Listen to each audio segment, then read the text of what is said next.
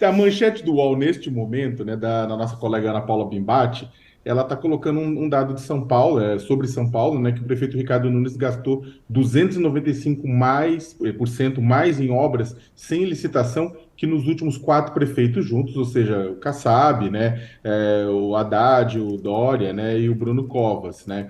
O prefeito Nunes ele fala que isso tem a ver com obras emergenciais, né, contratação de obras emergenciais. Como é que você avalia isso? Existe alguma. Vocês vão fiscalizar isso na Câmara dos Deputados? Ou isso também. Eu queria que você falasse se isso já é efeito da corrida eleitoral para o município.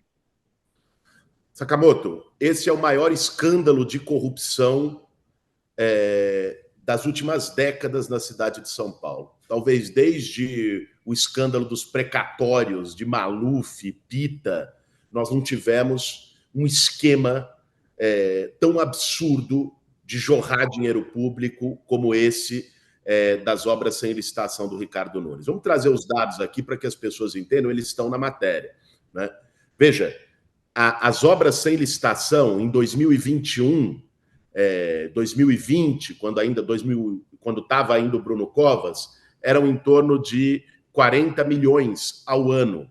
Que são obras emergenciais? É quando tem uma emergência real, quando cai um morro, deslizamento, um problema climático. Isso exige uma obra emergencial. Então, ela tinha mais ou menos esse valor por ano. Ela aumentou para 2 bilhões e 100 milhões ao ano. São obras sem licitação. O próprio Tribunal de Contas do município de São Paulo tratou isso como emergências fabricadas, ou seja, não eram emergências. A obra para poder fazer, agora, todo mundo que passa na Avenida Rebouças em São Paulo sabe que estão fazendo no túnel do Rebouças, entrou como obra emergencial. Qual é a emergência que tinha naquilo, né? E estão fazendo isso para poder favorecer construtoras e amigos e compadres do prefeito, literalmente. Tem uma empreiteira de fachada, né, que fica num sobrado, isso nós denunciamos ao Ministério Público, né, denunciamos à Justiça, saiu outras reportagens também, que recebeu 30 milhões em contratos e o dono da empreiteira é ex-assessor do Ricardo Nunes, ex-chefe de gabinete, outro é um compadre dele, padrinho da filha dele. Ou seja, é um grande esquema de corrupção, né, que precisa ser investigado a fundo, e o prefeito e quem assinou esse tipo de contrato de obra emergencial tem que ser responsabilizado. Não é dinheiro deles, é dinheiro da Prefeitura de São Paulo, dos impostos que a gente paga e que está sendo jogado no ralo com obras sem planejamento, com indícios de superfaturamento apontados pelo próprio Tribunal de Contas e favorecendo compadres e amigos do prefeito. É escandaloso. Deputado Guilherme tem que desligar mesmo, né? Embora tenha agenda. Ó, tem reforma tributária em votação hoje no Senado. Será que passa essa reforma tributária? É uma prioridade aí de Haddad, né? Só que hoje começou o dia com campanha de Bolsonaro contra. O que você acha que vai dar lá no Senado, hein, deputado? Acredito que passa, Fabiola. Tenho acompanhado o debate no Senado, acho que tem uma maioria para passar a reforma tributária, entendendo que ela não é apenas uma pauta do governo Lula, né? Ela é uma pauta que encontrou aqui na Câmara, por exemplo, um consenso mais amplo até do que os apoiadores do governo. Só o Bolsonaro que resolveu fazer chicana contra a reforma tributária, inclusive rachou o próprio grupo dele, não foi a posição do Tarcísio e por aí vai.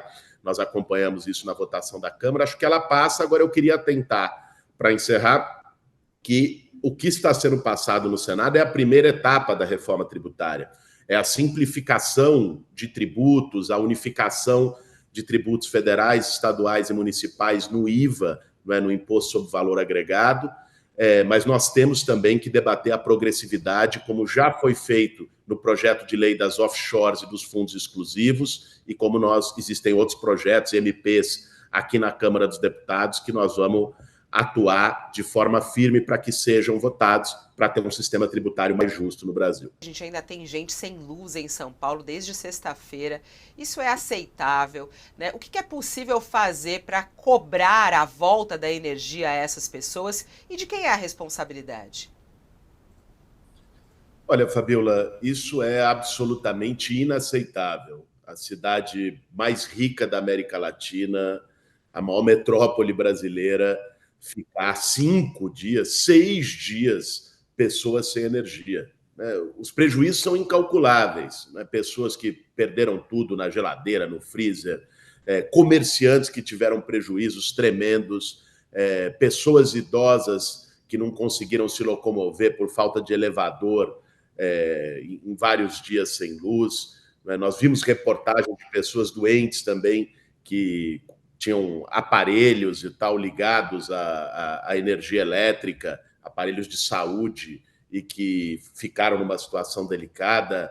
Ou seja, o que aconteceu em São Paulo, enfim, não acontece em nenhuma parte do mundo. É lógico, a ventania foi grande, mas a concessionária, a Enel, deveria estar preparada para responder a esse tipo de situação e a esse tipo de evento num tempo adequado, coisa que não fez, né, sob nenhuma perspectiva. Aliás, e aí eu diria que a primeira responsável é a concessionária, ao ter demitido 8 mil funcionários desde que assumiu a concessão da energia elétrica no estado de São Paulo e, portanto, não ter tido condições de resposta adequada. Agora, nós não podemos tirar a responsabilidade também do poder público e, particularmente, da prefeitura, que não fez poda de árvore e zeladoria também de forma adequada. A queda de árvores foi um dos elementos para isso, e que, além disso, o prefeito, ao invés de lidar com a situação, de buscar responder, pressionar a concessionária,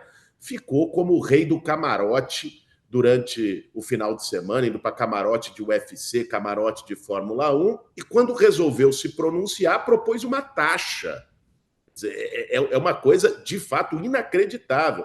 Propôs que a população pagasse duplamente. Já tinha tido todos os prejuízos com a falta de energia, aí teria que ter uma taxa para poder fazer o aterramento dos fios, que a prefeitura tinha metas de aterrar 50 quilômetros e não fez, mesmo tendo 35 bilhões em caixa e uma situação financeira favorável. Então, eu diria, Fabiola, resumidamente, os pais do apagão em São Paulo são a Enel e o prefeito Ricardo Nunes, são os grandes responsáveis.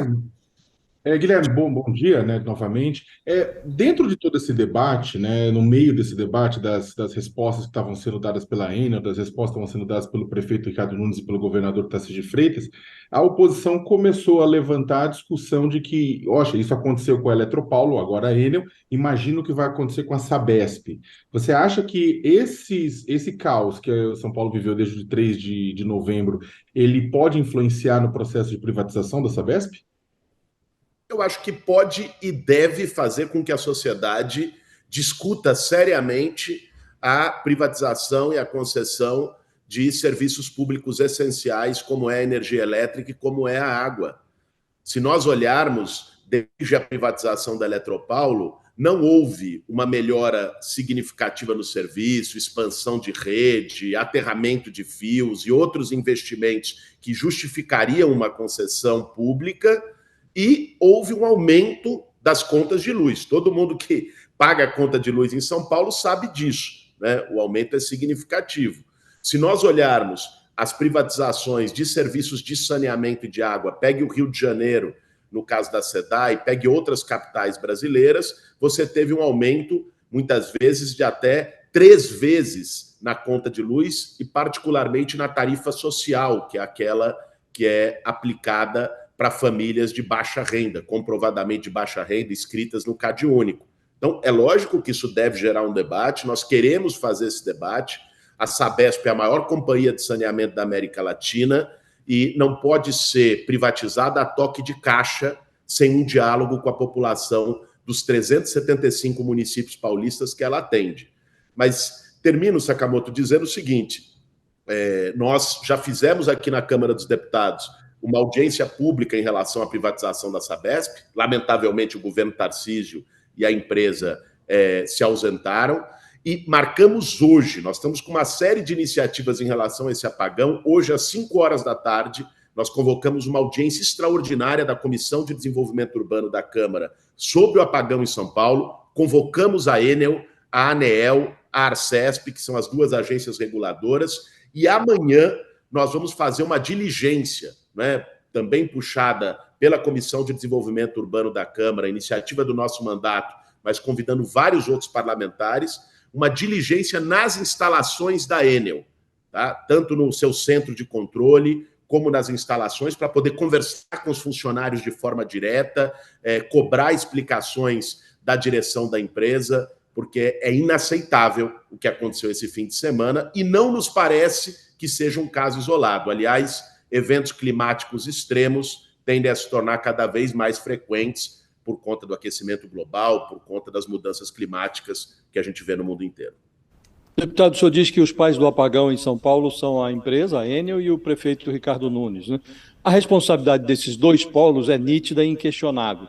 Mas nós estamos falando de um serviço público que é uma concessão federal.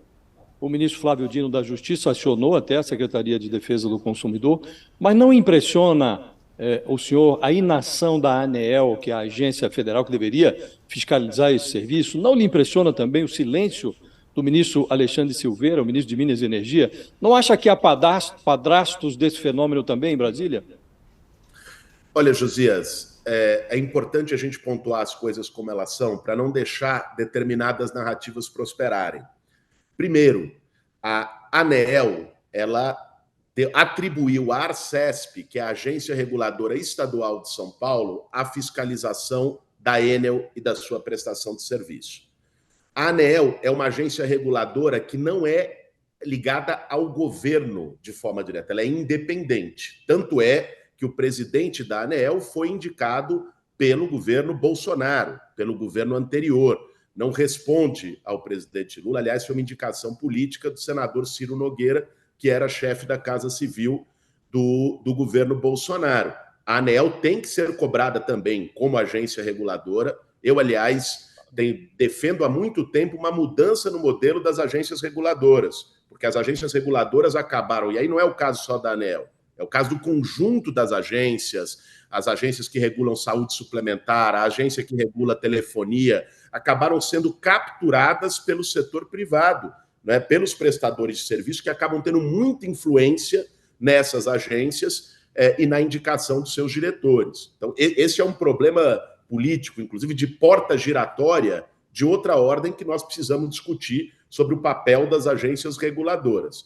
Mas o governo federal não tem qualquer responsabilidade direta, não foi ele que privatizou a Eletropaulo, não é ele que faz a regulação... Mas não estou nem questionando a responsabilidade do governo federal.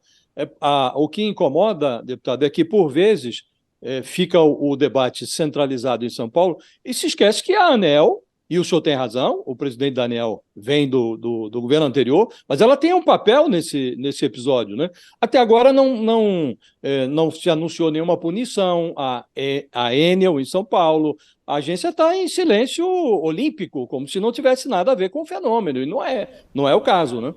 Não, a ANEEL sim. O que eu quero é só fazer a separação para a gente não deixar, Josias, criar narrativas, que não é o que você está fazendo aqui, você está colocando as coisas de forma clara, mas você sabe como é que é o mundo das redes sociais hoje. Daqui a pouco, os bolsonaristas e o Ricardo Nunes estão querendo dizer que o Lula é responsável pelo apagão em São Paulo. Então, a ANEEL é uma coisa, uma agência reguladora independente. O governo federal é outra. A ANEEL tem que ser cobrada, sim, pela fiscalização, tanto é que a ANEEL foi uma das convocadas da nossa audiência pública hoje aqui na Câmara dos Deputados. A ANEEL, a Arcesp e a Enel, a empresa concessionária. Quero saber a sua opinião. Até o nosso colunista Thales Faria fez uma coluna falando que Lula disse que não vai aceitar uma ocupação permanente de Israel em Gaza. O que é possível o governo Lula fazer para conseguir libertar os brasileiros que estão lá na faixa de Gaza? O senhor defende uma posição mais dura do governo brasileiro em relação a Israel? Olha, Fabiola, o presidente Lula teve uma posição coerente, que foi de condenar os ataques feitos pelo Hamas, os ataques terroristas que foram feitos no dia 7 de outubro, e de, ao mesmo tempo, condenar uma atuação também criminosa, de massacre do governo de extrema-direita de Israel na faixa de Gaza, né? A vida de crianças tem que ser preservada independente delas serem israelenses ou delas serem palestinas. essa atuação do presidente Lula de defesa de um cessar-fogo, de defesa da paz, quando o Brasil, ocupando a presidência rotativa do Conselho de Segurança da ONU, tentou aprovar e teve veto dos Estados Unidos para esse cessar-fogo, eu acho que foi uma atuação diplomática importante e exemplar. E acredito que o presidente Lula deve fazer de tudo, como tem buscado fazer, para retirar os brasileiros sãos e salvos da faixa de Gaza. E é lamentável, absolutamente inaceitável que o governo de Israel coloque dificuldades para retirar pessoas da faixa de Gaza que está sendo bombardeada. Outro dia eu vi o relato de uma criança palestina, né, circulou nas redes sociais, um vídeo dela dizendo o que você não tem para onde ir, o que vocês querem que a gente faça? Pediram para sair do norte de Gaza, a gente saiu do norte, bombardearam o sul também, né? Não nos deixam sair nem ir para lugar nenhum. Falaram para ir para os hospitais, bombardearam os hospitais. Quer dizer, o que está sendo feito na faixa de Gaza nesse momento é um massacre e tem que parar. Tem que ter um cessar-fogo imediato. Isso é uma questão humanitária, não é sequer uma questão ideológica de esquerda e direita. É uma questão humanitária. Mas o governo tem que romper com Israel, por exemplo? Porque é a pergunta que eu lhe fiz. Lula deve endurecer com Israel? Porque foi o que o próprio deputado Glauber defendeu aqui. Romper relações com Israel. O senhor defende isso também, não? O que eu acredito é que o presidente Lula deve se utilizar de todos os mecanismos diplomáticos para poder pressionar Israel, tanto a um cessar-fogo, coisa que o Brasil sozinho não tem condições de garantir, mas também a retirada dos brasileiros salvos da faixa de Gaza, né? Inclusive com endurecimentos diplomáticos maiores. Qual